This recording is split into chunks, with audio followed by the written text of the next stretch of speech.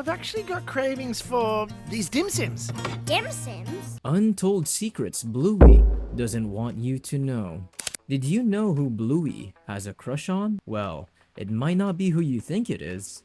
Bluey, like everyone, has a secret crush on one of her best friends. While most people believe that it's with Jean-Luc, the French-speaking pup, Bonjour! Hi!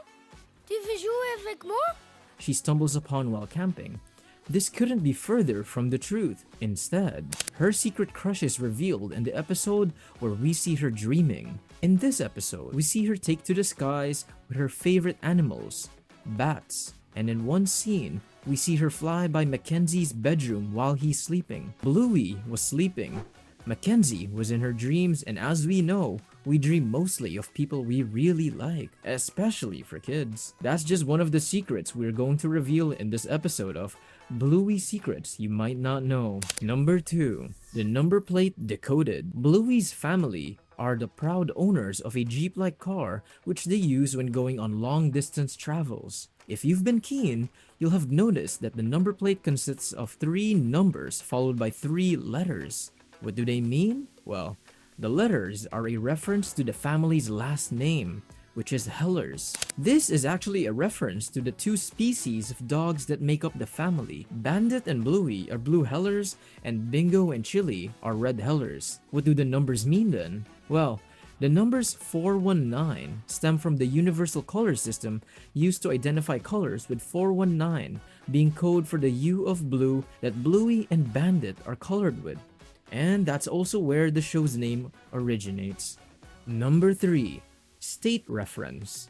Speaking of the family's license plate, we can see a symbol between the numbers and the letters. In a different scene in the same episode, we catch a glimpse of the same symbol on another car, but enlarged on the car behind Bandit.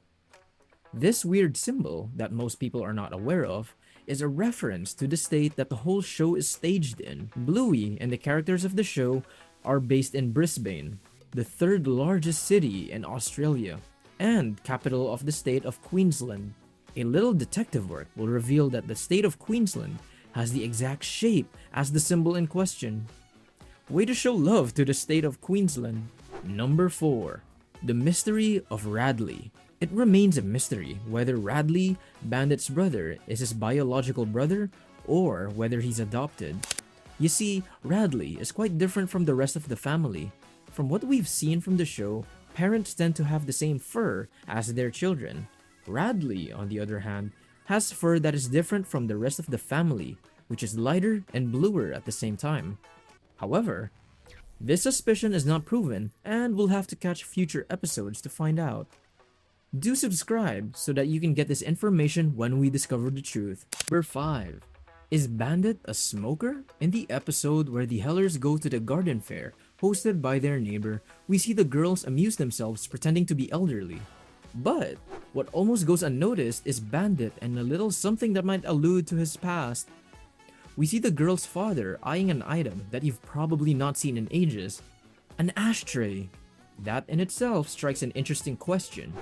Is Bandit a heavy smoker, or is it something in his past? Number 6. Strategy games characters. It's heartwarming to see how the producers of Bluey sneak in their real-life interests in the show. One of them is a beloved Japanese RPG game. When the Heller family goes to the supermarket, as the girls are passing one of the shelves, we catch glimpses of some names: Dimitri, Claude, and Edelgard. These are the names of some of the characters of the show Fire Emblem 3 Houses that premiered in 2019. Pretty cool that someone in the Bluey creation team loves strategy games. Number 7. Grandad the Veteran. In the 3 seasons of Bluey, there are 2 consistent decor pieces in their house that gives us a history of Grandad Mario. The first is the photo of Chili's father when he was a young lad in Australian Army gear. He not only served in the Australian Army, but he was a hero too. We can see this from the second decor piece, which is the medal on top of the armchair in the living room door. And this is no ordinary medal, but the Victoria Cross, which is the highest British military decoration awarded to soldiers who have shown bravery in the face of battle. So, Grandad Mario was apparently an outstanding in his service in the army. Number 8.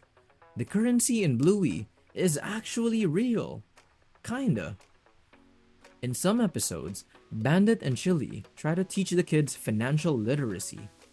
They introduce them to money, with the limit being a $5 note. You're probably wondering why the $5 note is usually pink. Well, the note in this case is not the American dollar, which is green, but the Australian $5, which has a pinkish hue, and a portrait of Queen Elizabeth. We can safely say that the currency we see is the dog version of the Australian currency. Number 9. Snickers cap. If there's something the producers of Bluey are proud of, it is their Australian heritage, and they show this off through Snickers cap. Snicker is one of Bluey's friends and classmates, and they've known each other since they were little puppies. There's something Australian in Snickers though. It's his cap, which bears the Australian national colors of green and yellow, and it even has the Australian map. They must really love Australia. Number 10. No cats allowed. As we all know, the Bluey universe is predominantly occupied by dogs. No feline creatures have made an appearance, though they've been mentioned severally. For instance, the kids' favorite show is the Cat Squad, but still, cats are yet to be featured. I don't know about you, but I'd love to know how the dogs would react to their eternal enemies. Would they bark and chase after them? Let's wait and see. Number 11. Winston's love life. It seems that the bulldogs in the series have their luck run out on romance, and Winston is no different. He's in love with someone who is not likely to reciprocate his interest. We note that the helpful pup has a crush on Coco, but when he sits next to her, she scoots away from the love-struck guy. Furthermore, at school, we see Coco scolding Winston and accusing him of never staying quiet. So we can conclude that Coco has no interest in Winston, and that Winston is in for a tough time. Did you learn something new? Tell us what you hadn't noticed all this while in the comments section. Also, be sure to subscribe for more fun videos.